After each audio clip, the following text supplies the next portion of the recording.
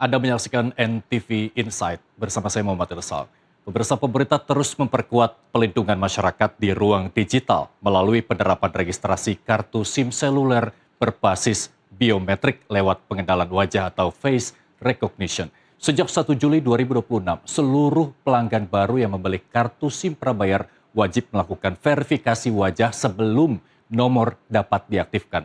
Aturan tersebut berlaku secara nasional untuk seluruh operator seluler tanpa terkecuali. Kewajiban biometrik saat ini hanya diterapkan bagi registrasi nomor seluler yang baru, sementara pelanggan lama atau nomor yang sudah aktif tidak diwajibkan melakukan registrasi ulang. Meski mereka dapat mengikuti secara sukarela apabila operatornya menyediakan layanan registrasi ulang. Registrasi tidak lagi cukup hanya memasukkan nomor induk kependudukan dan nomor kartu keluarga seperti sebelumnya. Kini identitas pelanggan juga harus divalidasi melalui teknologi pengenalan wajah atau face recognition yang dicocokkan dengan data kependudukan. Saat proses registrasi, operator akan menginskripsi data biometrik wajah dan mengirimkannya ke Direktorat Jenderal Kependudukan dan Pencatatan Sipil untuk dilakukan pencocokan identitas. Setelah identitas dinyatakan sesuai, nomor baru dapat diaktifkan. Pemerintah menerapkan kebijakan ini untuk menutup celah penyalahgunaan identitas yang selama ini kerap dimanfaatkan dalam berbagai tindak kejahatan digital seperti penipuan online, phishing, spam, penyalahgunaan OTP, social engineering hingga judi online. Dengan identitas yang tervalidasi, biometrik, pemerintah berharap praktik penggunaan identitas palsu atau pencatutan nomor induk kependudukan dalam registrasi SIM card dapat ditekan sehingga setiap nomor seluler lebih mudah dipertanggungjawabkan. Jadi cara kerjanya adalah nomor yang kita beli, yang kita disebut sebagai pelanggan, akan didaftarkan ke operator seluler. Kemudian akan dikirimkan datanya ke Dukcapil. Ketika Dukcapil sudah mengverifikasi bahwa nomor ataupun kemudian data yang dikirimkan oleh pelanggan ke operator seluler ini valid, sehingga kemudian operator seluler ini mengirimkan kembali notifikasi ke pelanggan yang artinya nomor yang diregistrasi itu dapat digunakan.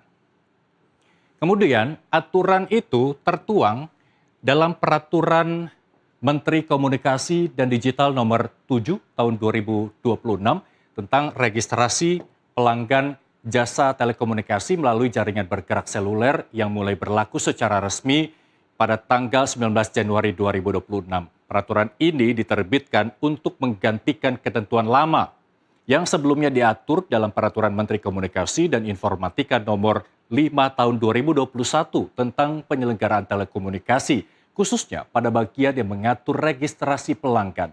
Fokus utama dari kebijakan baru ini adalah penerapan prinsip mengenal pelanggan atau Know Your Customer atau KYC yang lebih ketat guna meningkatkan perlindungan data dan menekan angka penyalahgunaan nomor seluler. Aturan lama mengenai batas kepemilikan nomor tidak berubah. Setiap pelanggan tetap hanya diperbolehkan memiliki maksimal 3 nomor pada masing-masing operator seluler. Sebelum diberlakukan penuh, Komdiki bersama operator seluler telah melakukan sejumlah uji coba registrasi biometrik sejak awal 2026, which is itu Januari hingga Juni 2026. Nah, selama ini sekitar 2,4 juta pelanggan telah melakukan registrasi dan telah mengikuti proses registrasi menggunakan biometrik wajah. Itu yang pentingnya. Komdiki mencatat data harian tertinggi di mana terdapat 201.000 per hari. Nah, dari 200.000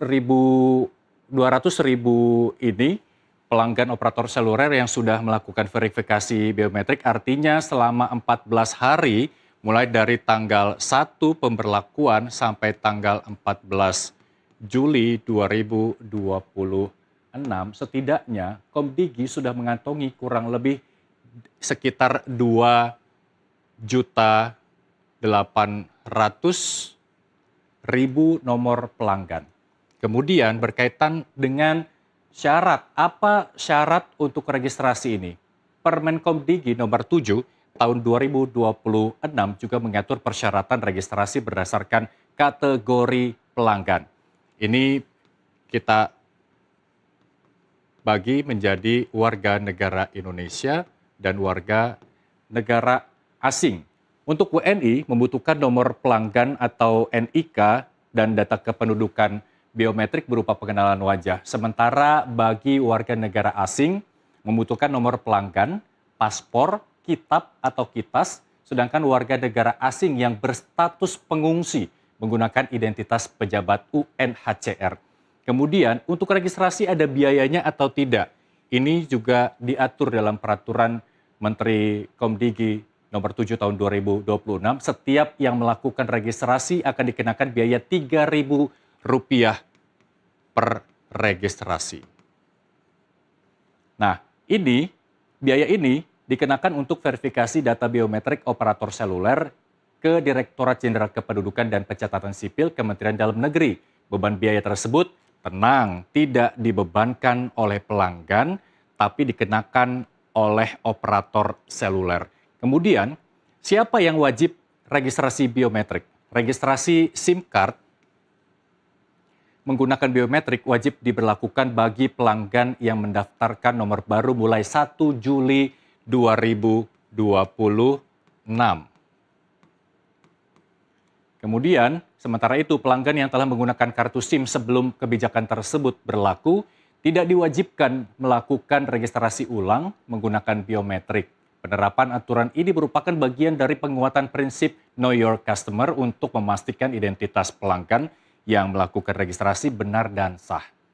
Kemudian bagi anak yang di bawah umur 17 tahun, selain syarat yang diatur dalam ini antara lain adalah NIK, terus kemudian nomor kartu keluarga, terus kemudian face recognition. Pada anak, face recognition ini diganti oleh orang tua atau wali dari si anak tersebut. Dan kemudian bagaimana cara registrasinya sesuai ketentuan? Registrasi pelanggan prabayar dapat dilakukan di gerai operator seluler atau secara mandiri melalui aplikasi maupun situs resmi penyelenggara jasa telekomunikasi.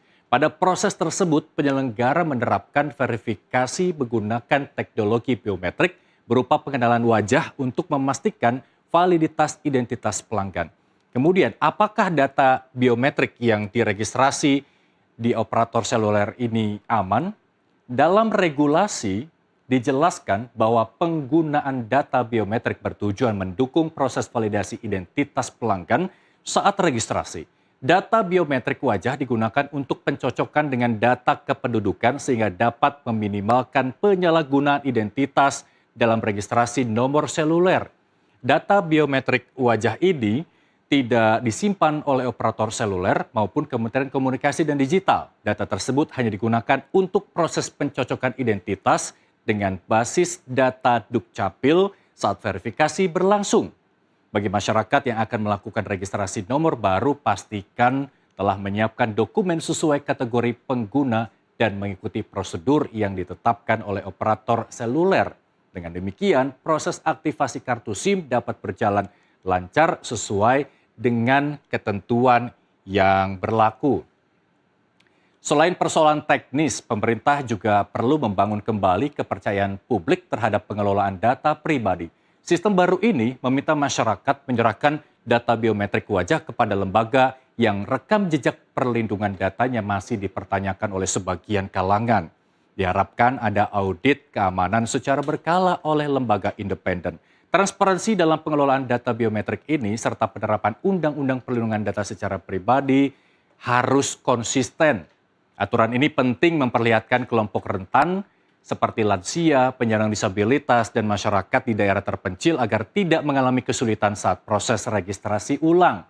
Pada akhirnya, registrasi kartu SIM berbasis face recognition merupakan kebijakan yang arahnya ini sudah tepat karena dapat mempersulit penyalahgunaan identitas untuk pendaftaran nomor seluler ilegal. Namun harus ditegaskan bahwa keberhasilan implementasi kebijakan itu tidak bisa dianggap otomatis. Pemerintah perlu memperbarui kualitas data biometrik, memperkuat infrastruktur, menyiapkan mekanisme cadangan ketika sistem mengalami gangguan, serta memastikan keamanan data masyarakat benar-benar terjaga. Demikian NTV Insight, saya Muhammad Irsal, pamit. Sampai jumpa.